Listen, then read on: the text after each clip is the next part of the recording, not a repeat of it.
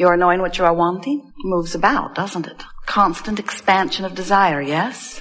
You like the feeling of desire? Easily fulfilled desire. Love that. When I want something I know I can get, really good. What about those desires that you haven't figured out where they will come from or when they will come or how they will come? How do you feel about those desires? We want you to come round to our understanding, sooner the better for you, to the place where you understand that every desire that is hatched from your awareness of this life is not just possible, it is probable.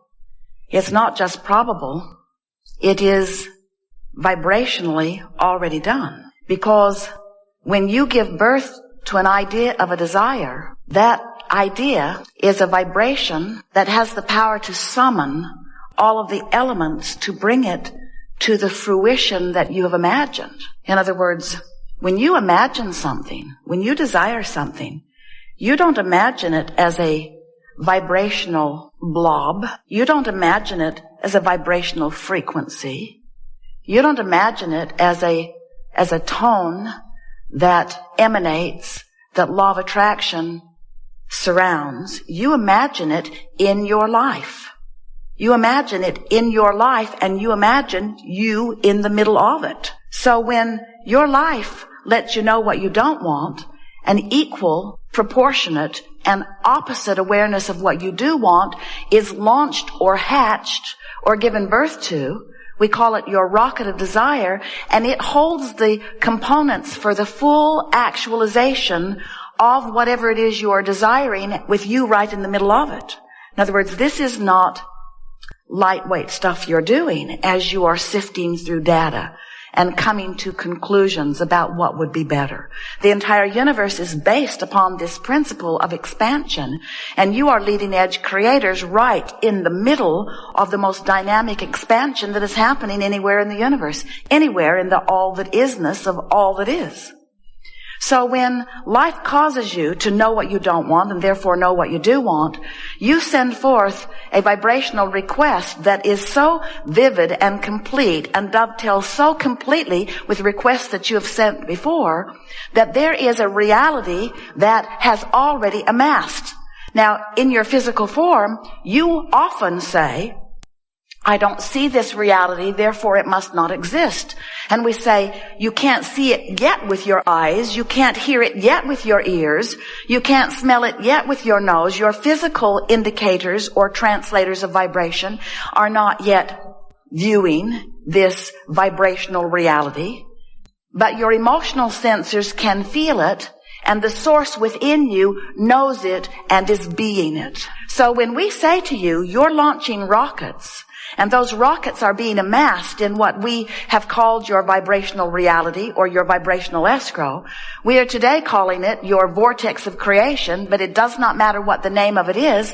The larger part of you is smack dab in the middle of it. Law of attraction has already amassed all of the cooperative components, and it is a reality that we refer to in present tense. It's done. Your dream is done, and if you would know it as we know it, in that knowledge you harbor no resistance that prevents it from coming right now. The only thing that keeps your dream from manifesting so that you and others can see it in your reality that you call reality is because you've got a resistance to your vibrational reality. In short, you don't believe it. Or in short, you haven't practiced it long enough. Or in short, and really what's going on for most of you, you are so enamored with the reality that is manifested. Oh, have you seen what you do? You talk about it incessantly. You take snapshots of it constantly. The digital camera has not helped. You email the pictures to everyone. You write documents. You blog about it. You make historical monuments. You pick the worst things that have ever happened and make big hairy deals of them. And when new generations are born who have nothing to do with them, who want nothing to do with them, you sit them down and march them through the history of your broken world. Oh, you give them some of the good stuff too, but not very much. Mostly, you tell them about plights and bad stuff because you want them never to forget, and we want them never to remember. We want you to pay little attention to your now reality that has gone awry and sift through your now reality for things that feel good to you, because when you find things in your now reality that feel good to you, you activate a vibration that allows the good things in your vibrational reality to come to you. So we want to convince you here today, and of course we know that convincing is an odd word. It's not even really a word that has any true meaning, because there's no convincing anyone of anything. We can know, and we do, all there is to know about universal forces and law of attraction and the creative genius that is you. We can know, we hold firmly the knowledge of your value and worthiness. We know it, but us knowing it doesn't make you know it. If you're not in the vibrational vicinity of what we know, you can't get a glimpse of it. You can't feel it. In fact, sometimes when we know your value and worthiness in the way that we know it, when we feel our love and appreciation for your willingness to participate in this leading edge contrasting experience which gives birth to the expansion of the universe, when we know you as we know you, you don't necessarily know you as we know you. You can't, because words don't teach. It's only life experience that teaches. And so our desire is that we can speak enough words through the interpretation of Esther here today, that we can strike enough vibrational chords with you, and that we can find you often enough in the vibrational vicinity of what we know, that you'll begin to catch more and more glimpses of who you really are and how this all works. We want you to feel the ease of creation, but most of all, what we want for you is that you will let go of the resistance that is preventing you from the abundance on so many subjects that you desire.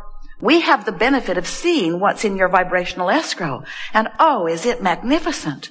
And as we see what's in your vibrational escrow or your vibrational reality in this vortex of creation that we are referring to as present tense, as we see it and know it, we feel such utter appreciation for your working to give birth to it. In other words, we know you're out here on the leading, we call it leading, you call it bleeding, out here on the leading edge, where life causes you to come to determinations of what you want. You don't even have to speak it out loud. You don't have to pray about it. You don't have to speak about it. You don't have to write a goal about it. Life causes you to put it there. And we're here to tell you it's there. It's there and it's done. And you'd have the results of it, the manifestational indicators. You'd have the real life proof of what you've created if you would stop thinking the thoughts that hold you in resistance to it. In other words, I really would like more money. It's done, but I'm so tired of not having enough money. You're not letting it in. Oh, I really need more money. It's done. I'm afraid of my financial situation. You're not letting it in. I really want more money. It's done, and it's a lot. You've been asking a lot. But the retailers are charging so much for things, I think it is outrageous what they want for that. You're not letting it in. I really want that beautiful such and such. It's done, but what would my mother think? What would my neighbor think? How can I justify that? That is wasteful. You're not letting it in. You have picked up along your physical trail so many habits of thoughts, that's what a belief is, that you are, most of you, veritable harborers of resistance to the very thing that you have become. And you know how you know when you are harboring resistance to the very thing that you have become? You feel the tug of war in not letting yourself be it, and that's what negative emotion is. When you've become abundant because life has caused you to ask for it, and you are beating the drum of not having enough money, and you feel anger or desperation or discouragement, those negative emotions are your indicator that you are in the moment offering resistance, and you are the only reason that the money isn't coming. It's not the economy. It's not because of reality TV taking all the jobs. It's not because you are cursed. It's not because you are inappropriate. It's because you have an active thought that contradicts the active thought in your vortex of creation. Now hear that. Active thought, active thought. If your life had not caused you to put an active thought in this reality that we are speaking of in present tense, hear us, it's done. If your life had not caused you to put it there, your resistance would not exist. Resistance only exists when you ask for something that you don't let yourself go to. In other words, resistance is an inside job. It's a personal thing. It has nothing to do with anyone or anything else on the planet. It's just you, the larger part of you, went someplace that the physical part of you isn't going, because you're stubbornly holding to bogus beliefs that are keeping you from the expansion that your life has inspired. You're sort of kind of getting this? So, before you came into this body, you were source energy. Do you believe that? Or do you think that you just sort of, Jerry and Esther put a water feature in Texas, and the next day there were frogs. And Esther said there must have been frog seeds in the bottoms, and when the water hit it, there they were. In other words, there weren't frogs till there was water, and then there were frogs. What's up with that? And we say, when you understand that you were source energy before you came forth into this physical body, you had already begun. You are an eternal being. And as you set forth some of your consciousness here into the personality that you know as you, the larger part of you remains in non-physical. That's something that most physical beings don't get. You think you're dead or alive. You ask questions like, will I come back again? Like you're not still already non-physically focused. The larger part of you is non-physical energy, the soul or source. Source. Think about what source means. If your source came here with you, there would be no source. Source remains non-physically focused. The larger part of you remains non-physically focused. And so here you are, sifting, deciding, and asking. And when you ask, immediately, the larger non-physical part of you becomes the vibrational equivalent of what you have asked for, melding this new request, adding this amendment to the becoming of you. So when your life causes you to become, now there's the potential of resistance, because the physical you might not be ready to go. In fact, usually isn't. You're usually still beating the drum of why you wanted it, justifying why you wanted it, defending why you wanted it, complaining about not having it, frustrated about not having it, jealous of those who already do have it, picking on yourself about not being better at it.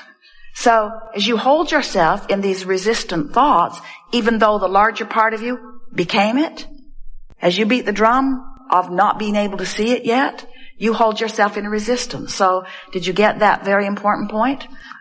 You would not feel negative emotion ever if you hadn't expanded beyond where you're letting yourself go. And that's what resistance is. Resistance is, I became more and didn't let myself go.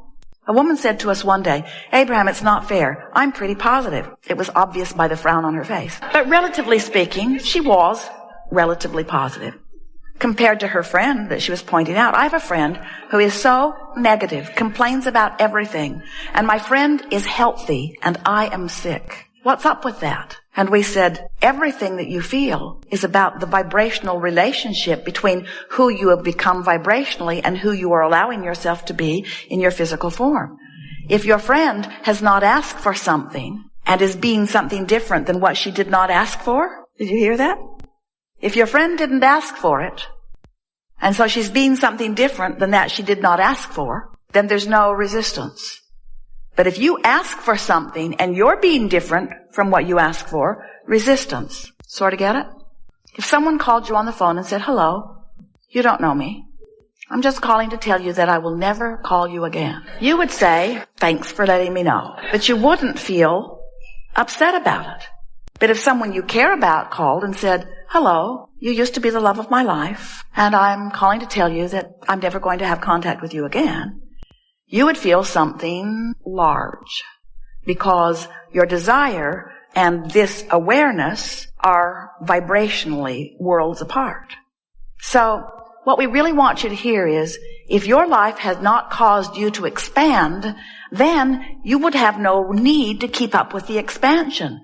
But when your life does cause you to expand, it's important for you to keep up with it. And do you know why people decline as they move through time?